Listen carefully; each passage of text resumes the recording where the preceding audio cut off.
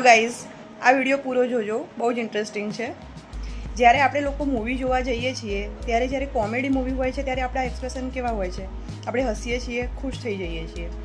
જ્યારે કોઈ emotional movie હોય, સેડ મૂવી હોય ત્યારે આપણા ચહેરા પર પણ એક્સપ્રેશન એવા આવી જાય છે, સેડનેસ ફીલ થાય છે, ઇમોશનલી આપણે લોકો દુઃખી થઈ જઈએ છીએ. જ્યારે કોઈ વાયોલન્ટ મૂવી જોઈએ છીએ ત્યારે આપણને પણ અંદરથી ગુસ્સો આવે છે અને વાયોલન્સ ફીલ થાય છે. તો યસ, આ જે છે થેરાપી જે છે એને ન્યુરોન્સ થેરાપી કહેવામાં આવે છે. આપણા મગજના ન્યુરોન્સ એવી રીતે કામ કરે છે કે જેવું આપણે સામે જોઈએ છીએ, જેવી મિરર ઇમેજ પડે છે એવી જ ઇફેક્ટ આપણી પર પણ પડે છે.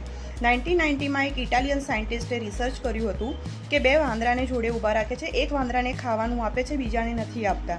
તો એક વાંદરાને ખાતો જોઈને બીજો વાંદરો પણ એવી જ રીતે રિએક્ટ કરે છે જ્યારે એ પણ એ વસ્તુ ખાઈ રહ્યો છે.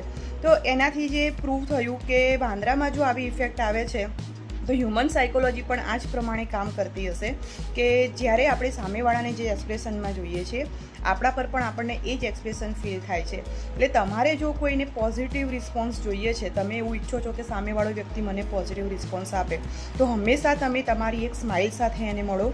તમે એની સાથે જેવું રિએક્ટ કરશો સામે યુનિવર્સ તમને એવું જ રિટર્ન આપશે.